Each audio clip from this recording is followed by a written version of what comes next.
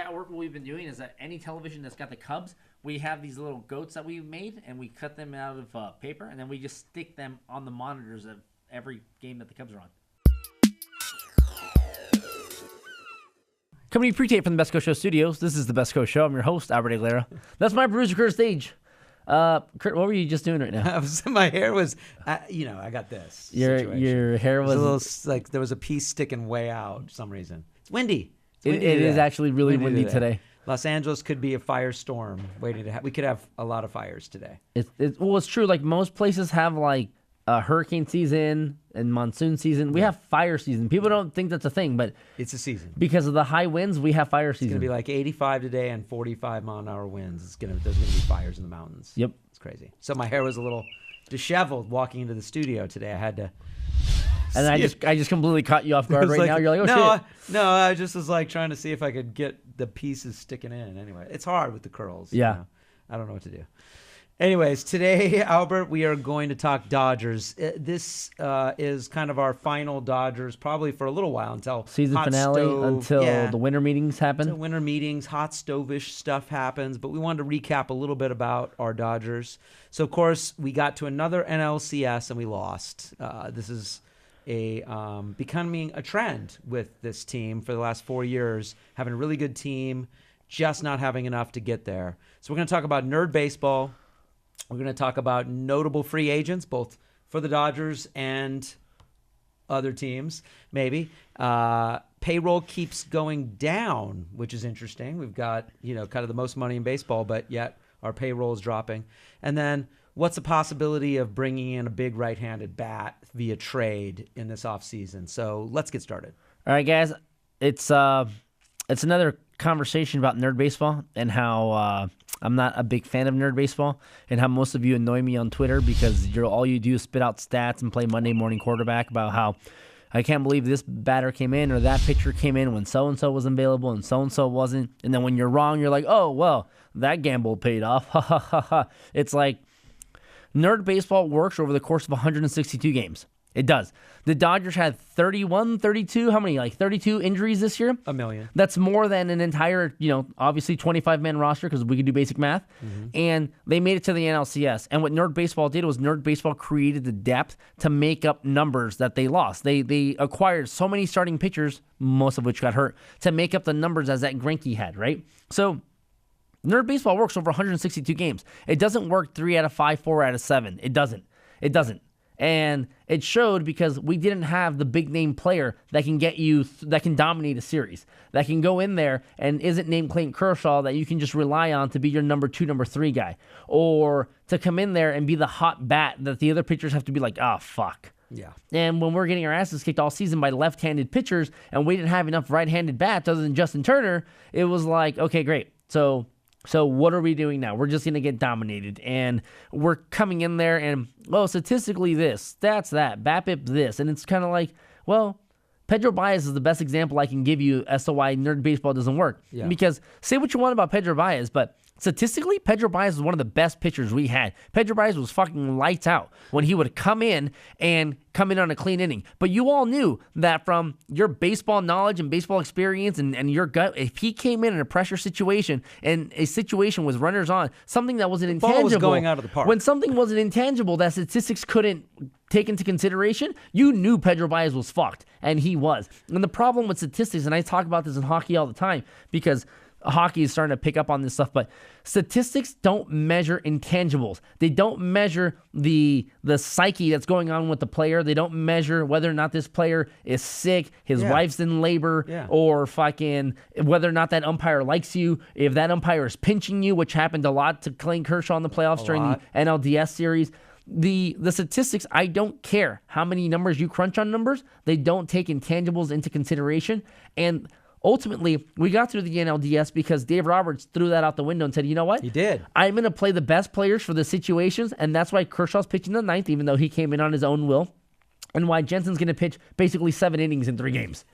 People were out of their minds during those moves. When that was happening... because those people on Twitter were like, oh, well, statistics say, and the graphs, and this player's on deck, and it's like, shut the fuck up. Yeah. You have to go with your gut to manage. And a lot of people Dusty are like... Baker even was like, well, who knows about, how the Dodgers are going to be when they get to the Cubs. Sorry, Dusty, you are out of the playoffs now, so you didn't make the right decisions. Dave Roberts actually did make the right decision. Yeah, because he had to at that point. At the time. And a lot of people are like, oh, well, look at the Cubs. The Cubs play nerd baseball. Shut the fuck up. The nerds have nothing to do with the fact that you have perennial MVPs in that Cubs lineup. The Cubs aren't. The Cubs are not doing what the Dodgers were doing because the Cubs don't have the depth that the Dodgers do. Because obviously we have to make up for injuries constantly. But the Cubs weren't coming out with 3-4 different lineups every week the way the Dodgers were. No, the their Dodgers only change was Hayward, really. Yeah, and it's because Hayward's fucking garbage. He's hitting 230. So 2 of their positions, everybody else was set.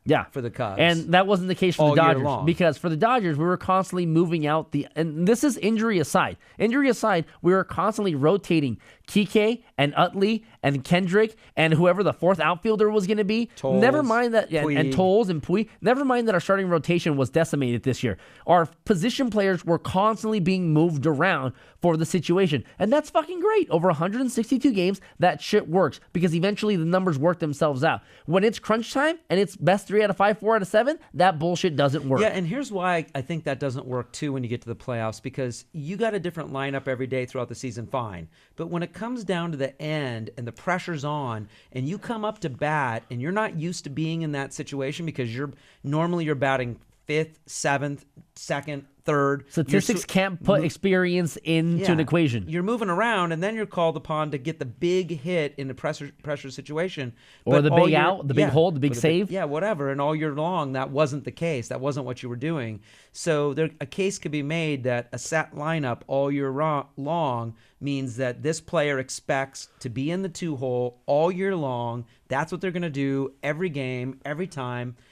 Our only player that was set all year long was Corey Seager. Yeah. That's it. And Corey struggled in the playoffs too, but he was the only set player the whole season. Yeah, and I get it. Injuries are going to happen. They are. Players have to take a day off every 5-6 days, so you're going to rotate players. But for the most part, these lineups are set. But it wasn't the case for the Dodgers, and you can't do that.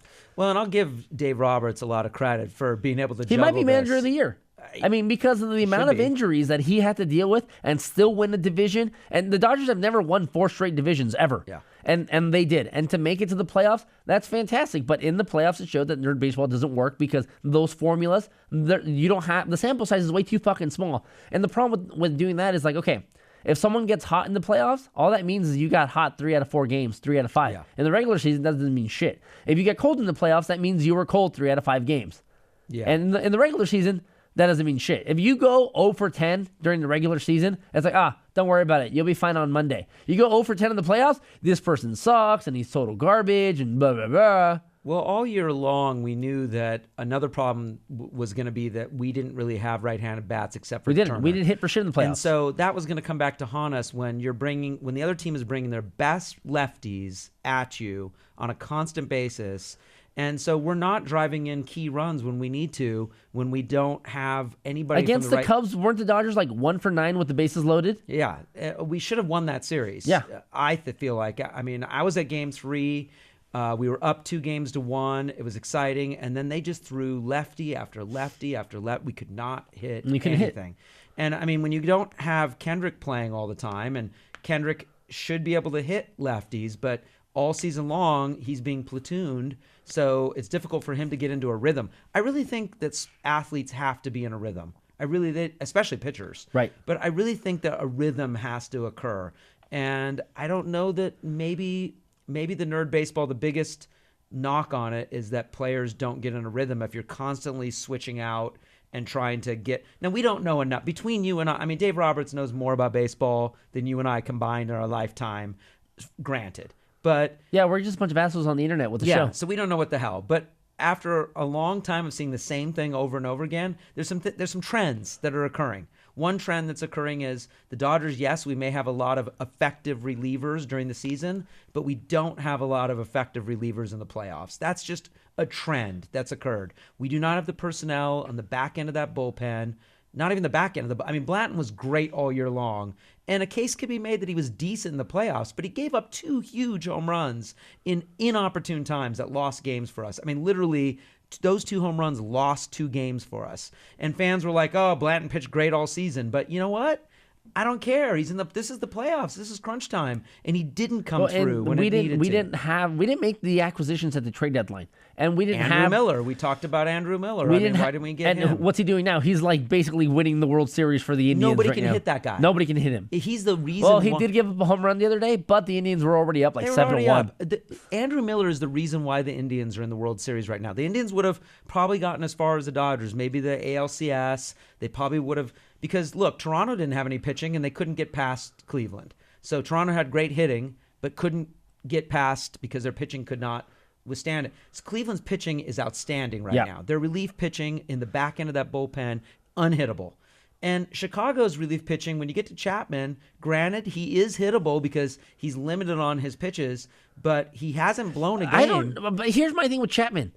I don't see what the hype is on this guy. He throws one pitch, it goes fast. Major league players can hit that. We hit that. And we're shit versus left-handed pitchers, and we still hit that. Yeah. Because he has one pitch. Yeah, and it was like, remember when Jonathan Broxton was our closer, and he was like untouchable, but then he met Matt Stairs, who was like 45 and fat and had a gut. Because he was waiting on that one pitch. But could still hit fastballs. Yeah. So I really don't see what the big deal is with Chapman. Well, Chapman's great if he's your setup What guy. Miller's doing is what Francona needs done. Francona, who's won 2 World Series titles, goes out there, puts the best players in for the situation, and that's it. Dave Roberts, again, has his fucking cue card. He's like a quarterback on Sunday, flipping over his wrist. What's going on here? Numbers. The nerds are telling me to do what? Okay, cool. The nerds are telling me to do what? No manager in the history of baseball swapped out more pitchers than he did in his rookie campaign. We thought we had seen a lot of that with Mattingly. No, give that guy a fucking shoe endorsement deal. Yeah. Okay? How many times was he going up and out of the mound? Because he changed pitchers more than anybody else because he was just kind of like, okay, nerd baseball says to do what? Okay, I'm not even managing the team at this point. I'm looking at spreadsheets. But he did have to walk to the mound a lot. Yeah. And to the umpires for double switches and stuff like that. Well, he wasn't really double switching the way Don Mattingly does, but it's just infuriating. And now, moving on and going on to the free agent thing, Chapman's a free agent. Kenley Jensen's a free agent. I would go after Jensen, not just because he's been with us, but it's like, We had the opportunity to trade for Chapman, and then he decided to go all domestic violence on us, so we're like, nah, it's okay. Never mind. Jansen has more pitches than Chapman. I mean, listen, Chapman might win a World Series. We're here at Game 7. As we film this, tonight is the final game of the World Series. I hope the Cubs lose. And you know why I hope the Cubs lose? Aren't you a National League guy? No, I don't believe in that. No. I mean, there's always that argument where the team that beats you should win the World Series. I'm a National League guy. To justify why your team lost. Yeah. I don't want the Cubs to win because I don't like Cubs fans because Cubs fans are smug as fuck for no reason whatsoever. But here's the thing, though. None whatsoever. If the Cubs win this time, then the curse is over, and we can stop hearing about the curse. I'll hear about the curse every day if it means they don't win. Oh, okay. Yeah. But what about the Indians? Then we got to. I've never had an issue with the Indians in any way, shape, or form. Because the Cubs fans, when they come to Dodger Stadium, they're it's ridiculous. so smug, and it's like, what are you so smug about? Yeah, you've never won anything. You've never won anything in your life. Like your grandparents aren't even old enough to remember anything. Yeah. Shut up. There's like one person alive that remembers the last World Series win on the whole planet. Well, today was it for Game 6 or is he coming to Game 7? The last player that was alive during their last World Series, not win, but World Series attendance will be at the game. Oh, that's cool. So that's cool, but it's kind of like, why are you going to do that to him twice? Yeah, he's going to go through it again. What if they lose again? He's got to relive that whole thing. So, first of all, number one priority, we have to bring back Jansen. Yeah. I mean, he's the best, arguably available the best reliever. Well, he's the best available reliever. He may be the best available pitcher in the market. Oh, there's no, So statistically and name-wise, the best free agent pitcher available, and this includes statistics, meaning performance. Yes. Bartolo Colon. Oh, shit. We should sign him for entertainment value alone. Love it. Entertainment value alone. It'd be fucking great. And then you know what? Bring back Juan Uribe as like a special assistant. Oh, those two on the same team? Oh. Cologne would actually not be bad. He's durable. Yeah. The guy never gets He's hurt. like 46 years old. So there's where nerd baseball doesn't work because there's a guy like this dude who should not be in baseball anymore. The guy should be selling cars somewhere. He is, or sitting on a couch drinking lots of beers, which he does anyway, because it's plainly obvious that's what he does. But he is That's a fat joke. He's so good. but no one knows why he's good. Nothing supports. I think it's because he's so comical that batters go up there and they're like, God, I can't believe that. And then they're nervous. Okay, this guy's like my dad's age. I hope he doesn't strike me out. And he can still hit. Yeah. I wouldn't mind seeing Bartolo Colon pitch one more year in the National League. Be the number 5 guy for the Dodgers?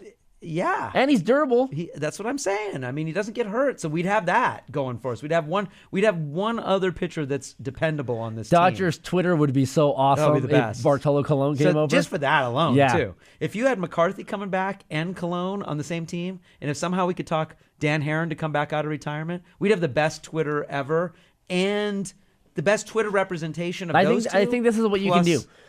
We can have Twitter. Dan Herron as the commentator, McCarthy as like the inside source in the clubhouse because he still plays on the team, while Bartolo Colon is like the product that we're displaying. Yeah, that's that who we're would be talking like about. the greatest thing ever with Herron, McCarthy, and Bartolo Colon. Yeah. So notable free agents. I mean, we got to bring back Jansen. There's no doubt they're going to pay him how much? How much is he going to get paid? Because every team is going to want him. The Yankees. But Chapman's going to be there too. I think whoever signs first is going to dictate the market. But they're not dumb. They're both just going to be like, okay, how much did Chapman get? No, we're waiting to see how much Jensen gets because we want to make more. So it's going to take a while. I think, I mean, unless Jansen's really like, okay, hey, Dodgers, I love you. You love me too. Let's just get this done and get it out of the way. I think it might take a while. It might take past the winter meetings. Unless Jansen is, in fact, like, hey, Dodgers, I love you. Look, Jansen did come up through the Dodger organization.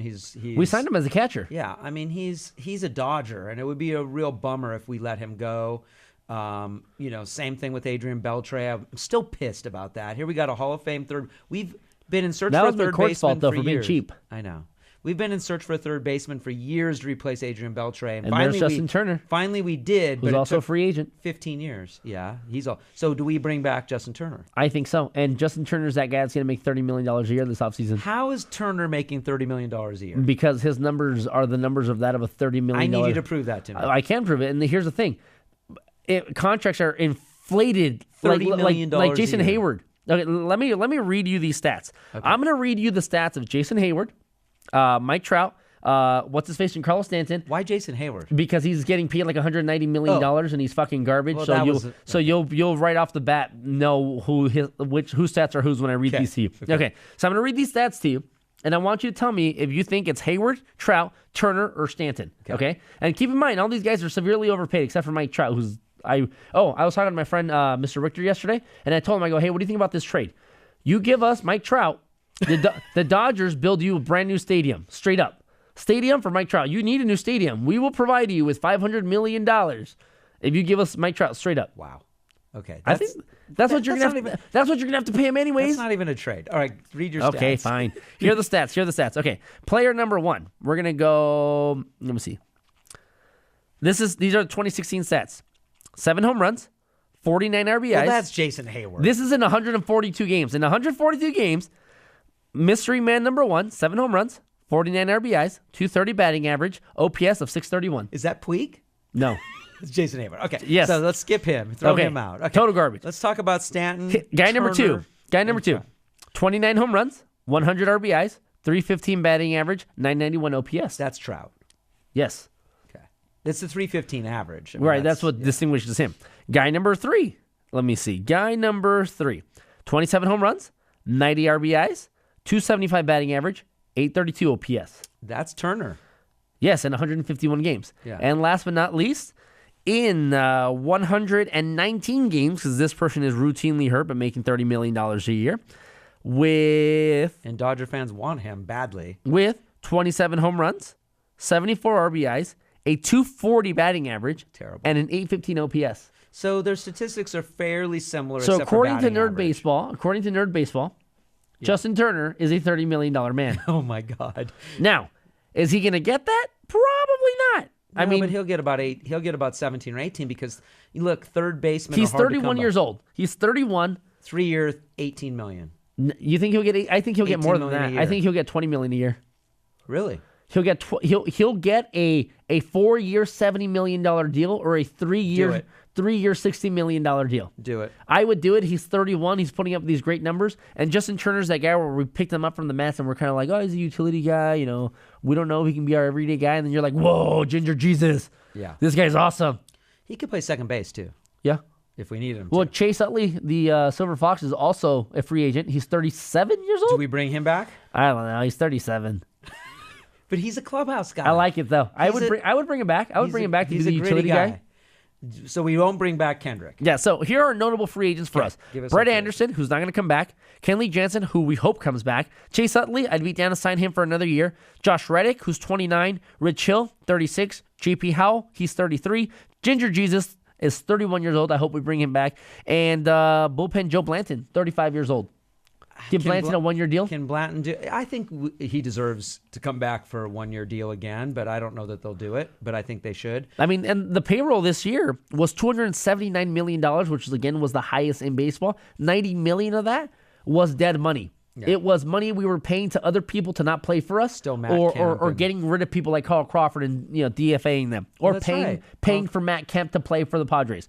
This coming year, payroll's $182 million. $50 million of that, or $47 million of it, is dead money. So every year, this is a trend. Our first year, we spent like $1 billion, and every year after that, it keeps going down and down and down and down because the nerds spend a ton of money to try and rebuild the farm system. Well, I agree with rebuilding the farm system, but is this trend scary to you that the payroll is going down this much every year? No, because even though the payroll is going down every year, we're still the number one team in payroll. We still spend. I mean, we're spending a ton of money so that people don't play for us. Yeah. But a lot of it was because they were like, hey, like we always say, we have this player. His name is Cash Money. We can add him to any deal because we'll eat up that contract you don't want in exchange for those prospects that we do want. Well, the payroll is going to go back up again if we re-sign Jansen and Turner. Right. And there's a lot of people who think we are not going to re-sign one of those two guys. So if you have to pick one of those two guys, who do you pick? Turner.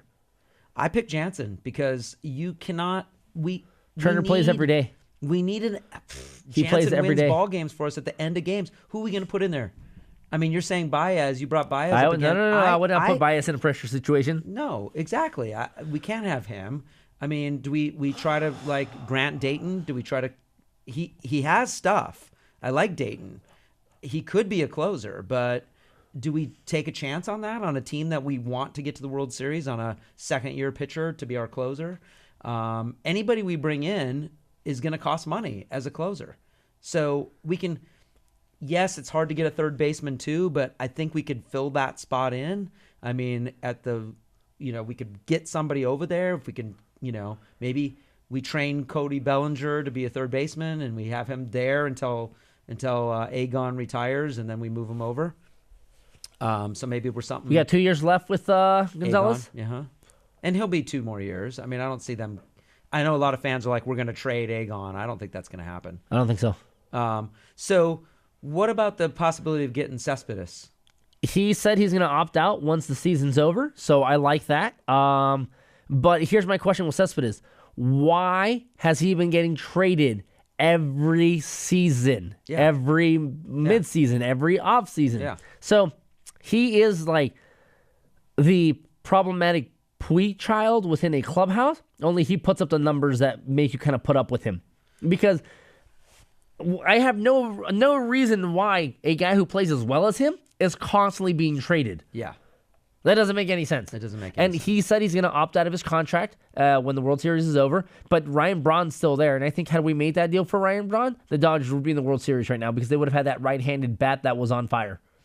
Yeah, so is there still a chance that we could get Ryan Braun? In the offseason, I don't see why not. It's just a matter of whether or not the Nerds are willing to trade the prospects. Because Puig will be a part of that deal. Right, and the Brewers have the second lowest payroll in baseball. And just Puig ahead of the fits Phillies. in perfectly into that. Because he's still under control and he's only getting paid $6 million a year. Exactly. And that would work for them. It's an outfielder for an outfielder, plus they want to recoup some prospects. And we have Trace Thompson coming back next year out of injury. I don't see us bringing back Reddick. I actually think he'll be gone, but I see Trace Thompson as another Van possible. Slyke's still there. Ethier's still there. Tolles. I mean, we got a lot of outfielders. Yeah. So I see us not bringing back Reddick. I liked Reddick at the end of the year. I thought he started coming on a little bit, and he's a great defender. But I don't see him coming back. But we need to get a power bat in the outfield that we can count on to bat 4th or 5th to drive in runs. We need bring in both Braun and Cespedes. That You would put be Braun amazing. plays right field. You put him in right. You put Cespedes in left. You leave Jock in center. You get rid of everybody else. But here's the deal. We still need relief pitching. Again, the two teams that are in the World Series, yes, the Cubs have an amazing lineup. Yes, the Indians have a pretty good lineup. But what's winning these games Is the back-end pitching. back-end bullpen. And if we only have Jansen back there, or if we don't have Jansen, we're screwed. I mean, we need So to bring get back some Jensen solid... over Justin Turner? I over would Ginger bring back... Jesus? If we had to pick between the two, I'm bringing back Jansen. I love Turner. Okay, I love him. He's a Long you're Beach right, guy. you're right, you're I right. love him. I agree. All You're right, right. well, what's but I our do gift like of the- Ginger Jesus. I love him. Absolutely, Turner is amazing. Look, I got his bobblehead right here. I love JT. But I'm telling you, if I have to make a choice as a GM, I'm bringing back My a heart reliever. says Justin, but logically, you're right with Jansen. Anyway, unless somebody falls into our lap in a trade, a closer, or we can somehow pry, somebody. Do the Orioles need anything? Zach Britton. Yeah, we can trade for Britton. Yeah, they do need a lot of stuff, and they haven't been able to get over the hump either. But they're smart enough to know that a good closer you hold on to. And not use in a situation where He may be gone because of that. I don't know. I mean, he's probably pretty pissed off about that whole situation. So I have no idea. I just think that it's going to be an interesting offseason, and it's really going to be, we're going to be right there again next year. We have the core people. because we're still young, with the exception of Gonzalez, who's in his mid-30s. We're still really young everywhere. We have a good core. We need a third starting pitcher. I think Rich Hill is still a good pitcher. Yeah. I like him. Maeda's going to be good. Who knows what's going to happen with Ryu? His career may be over. But I feel like our starting pitching is probably pretty good. But it's that bullpen. We need to get a lights-out guy before Kenley, someone that we don't have to rely on Blanton the whole year. Yeah. That's my thing. All right, what's our gift of the day? Guys, our gift of the day, this is the legendary Vince Scully at his ceremony where Kevin Costner was saying all these things, and you're just like, why is Kevin Costner even here? But this is Vince Scully walking down was the blue awesome. carpet and waving to the crowd. It was Vince's last year, as you know. Unfortunately, not many people got to hear him because of the Time Warner thing. Hey, And the FBI. the Justice Department. Justice Department is suing AT&T. That just came out this morning. That just came out this morning. That's So, awesome. Who knows? But who knows? Maybe next year, Dodger fans, you'll be able to watch the Dodgers on television. Exactly. Yeah, guys, so that's been our show. Don't forget to stalk us on Twitter at Best Coast Show. Check out our website, bestcoastshow.com, because we got articles and all sorts of cool things on there. You can find us on Instagram as well, at Best Coast Show, so you can see all the behind-the-scenes stuff. Don't forget to like, share, subscribe, and you can find us on all podcast outlets like iTunes and SoundCloud and really all over the internet. Everywhere. All right, guys, that's been our show, and you guys have a good night.